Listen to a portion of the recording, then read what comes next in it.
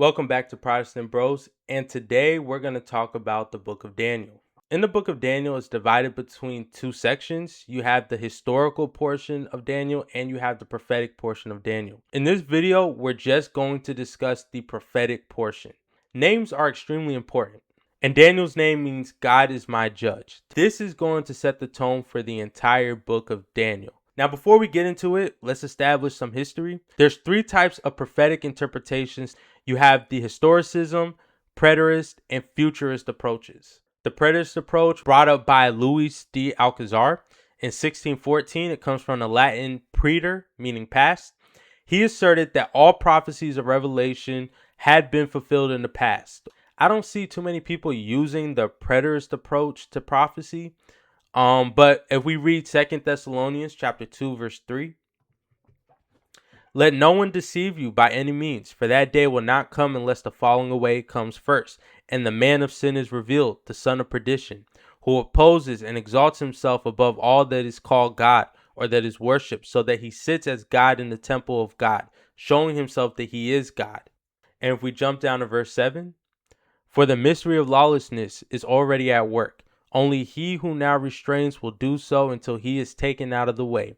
And then the lawless one will be revealed, whom the Lord will consume with the breath of his mouth and destroy with the brightness of his coming. So all the prophecies point to the revealing of this lawless one and Christ destroying him at his coming. So the prophecies could have not been fulfilled in the past because Christ has not come yet to destroy the lawless one. Now, Alcazar also applied the Roman Catholic Church to be the New Jerusalem of prophecy. Christ states in John chapter 18, verse 36, my kingdom is not of this world. He will bring the New Jerusalem with him. He says, I go to prepare a place for you. The other interpretation is the futurist approach to prophecy. Francisco Ribera, he assigned that the bulk of prophecies would be fulfilled in a brief 3.5 year period at the end of the Christian era. He assigned the Antichrist to a single individual. We know in 1 John chapter 2, verse 18, he says, little children, it is the last hour. And as you have heard that the Antichrist is coming, even now many Antichrists have come, by which we know that it is the last hour.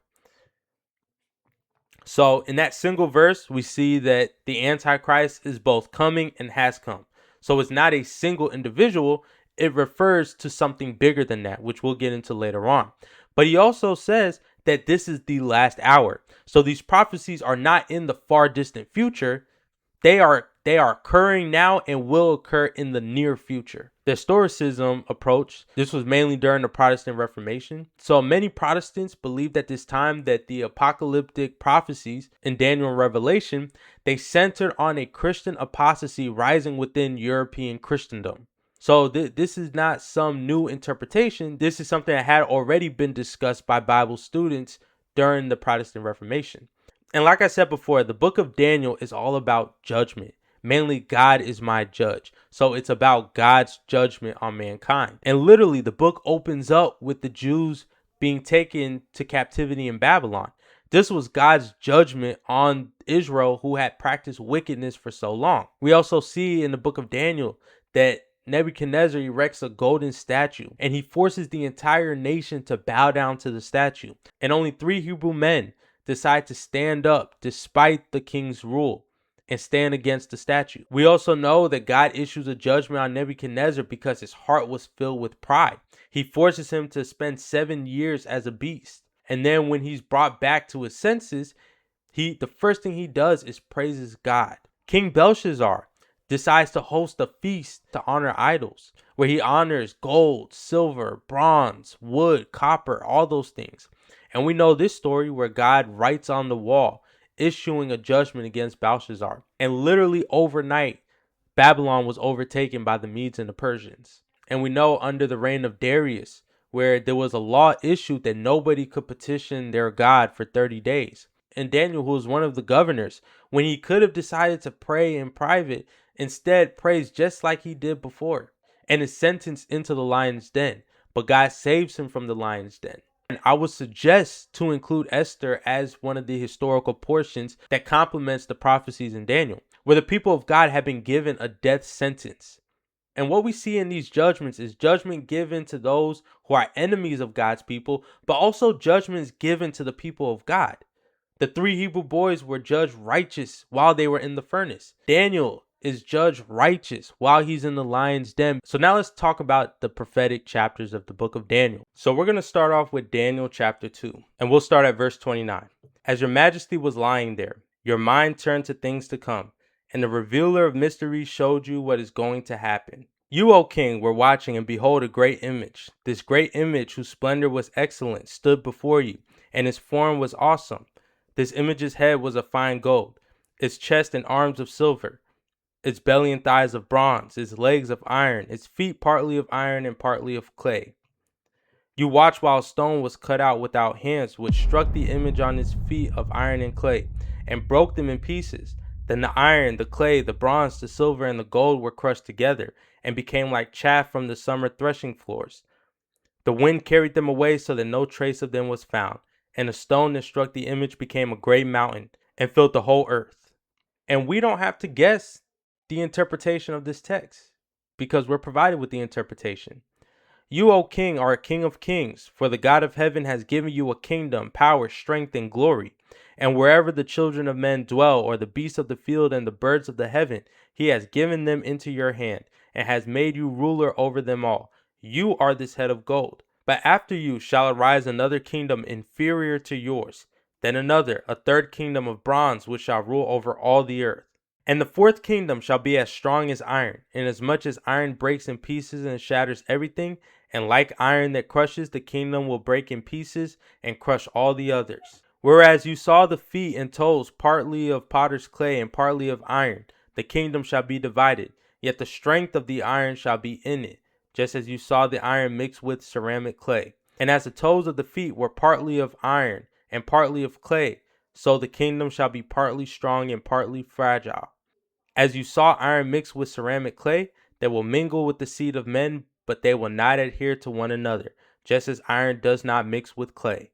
And in the days of these kings, the God of heaven will set up a kingdom which shall never be destroyed, and the kingdom shall not be left to other people. It shall break in pieces and consume all these kingdoms, and it shall stand forever. Inasmuch as you saw that the stone was cut out of the mountain without hands, and that it broke in pieces the iron, the bronze, the clay, the silver, and the gold, the great God has made known to the king what will come to pass after this. The dream is certain and its interpretation sure. Okay, now to summarize what's happening. In a dream, King Nebuchadnezzar sees a statue with various precious metals. The metals, they represent kingdoms or governments. A carved rock, not made with human hands, crushes the statue, turning it into pieces. This rock then becomes a mountain, representing the kingdom of God, and it fills the entire earth. Now, God has a way of sending messages to people in only ways that they can understand it. And when given the interpretation, it becomes self-evident that God has revealed this because only God can reveal such a message in this way. Only God knows his creation in such a way that they will be able to understand this message that has been carved for them. So something about King Nebuchadnezzar. He was known for his military conquest, but more than that, he was known for his architecture. He built up the city of Babylon. He built the streets, the walls. We're told that he constructed this statue of gold. Nebuchadnezzar was known as an architect, but he was also a military leader. And when Nebuchadnezzar in his dream sees these metals, he knows that metal serves two main purposes in this ancient world: for armory and treasury. Metal was either used to make weapons or to make armor, or it was used as currency. So when Nebuchadnezzar sees this head of gold, he understands that gold is extremely valuable, but it's not as strong as silver. And while silver still has its value, it's not as strong as bronze. And then iron, which is stronger than bronze, but not as valuable as the previous metals. Then he sees the feet, partly of clay and partly of iron. And that fits Nebuchadnezzar's understanding because he was an architect. He knows that clay and iron do not mix. And then he sees a mountain, and mountain is usually symbolic of the dwelling place of God. In Exodus, we see that Moses climbed Mount Sinai, which was known as the dwelling place of God. In the Greek Empire, Mount Olympus is known as the mountain of the gods. Even today, people climb mountains to reach some spiritual enlightenment.